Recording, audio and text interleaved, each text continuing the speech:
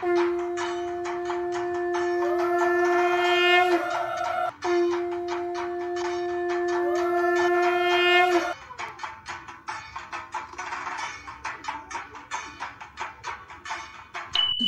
বাবা, এইবারে মা দুর্গার কৃপায় ফসলটা বেশ ভালোই ফলেছে।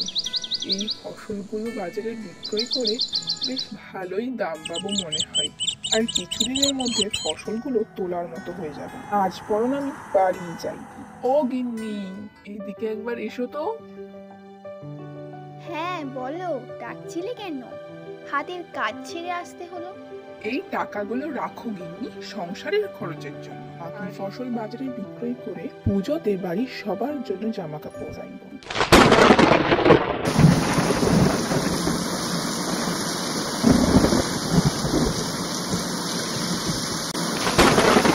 হায় হায় গো, সব সবজি তো পচে গেছে।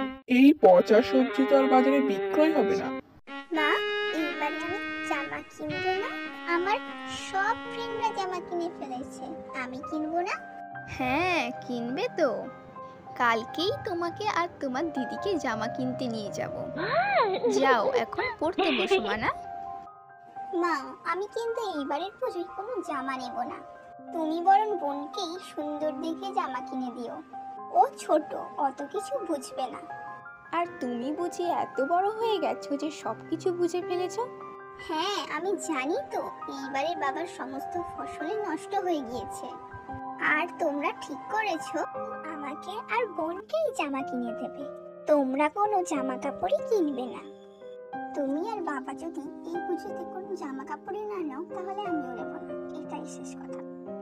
তুই তো জানিস তোর বাবার ফসল এইবারে সব নষ্ট হয়ে গিয়েছে। আমি আর তোর বাবা নয় পরে জামা কাপড় কিনলাম। অত দামি জামা কাপড় নাই বা হলো, অল্প দামে সবাই নাই জামা কাপড় কিনলাম। আচ্ছা আমরা সবাই জামা কাপড়